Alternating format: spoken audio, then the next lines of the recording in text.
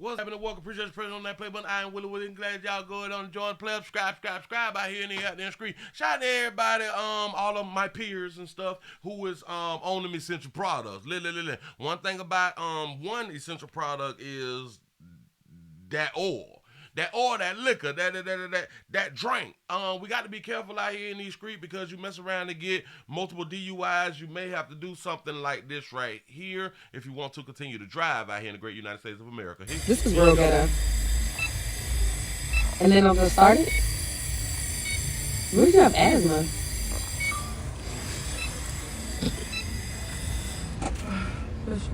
I got lip gloss on and shit. Start it up. Oh, you got the key. Like, what the fuck? oh, yeah. This is real ghetto. Now listen, this is not a ghetto thing.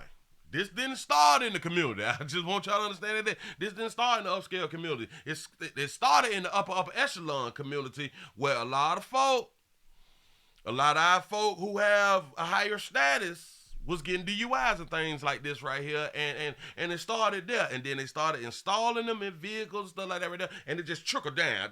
Damn it, the trickle down effect when y'all here on that juice like this. And then I'm gonna start it. What did you have asthma?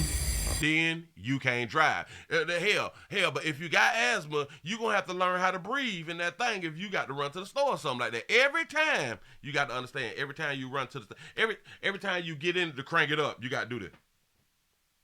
You got to do this at school, at church, at work, at the corner store, dealing with the community entrepreneurs and shit like that. You cut that bitch off. To restart, you may think that it's just a battery or something like that. No. It's you. You got to breathe, babies. Look.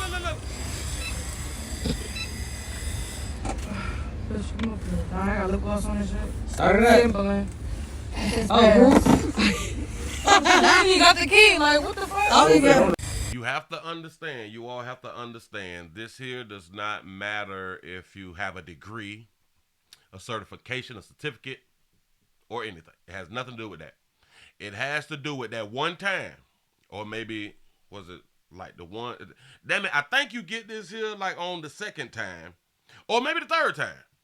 I'm not sure. Somebody correct me, educate me inside the comments section. But you have been caught multiple times on that juice by law enforcement. You possibly wrecked out. You possibly done damaged somebody's shit. Whatever happens, this is this after multiple times. Now you got to ask yourself, there should be thousands of vehicles with this equipment in it. All you have to do is just go to the club scenes. Do y'all understand that if we really care about drinking and driving, right? Watch this. I used to hear back in the days that police officers cannot just like sit, like wait for people to get out of clubs and then pull them over.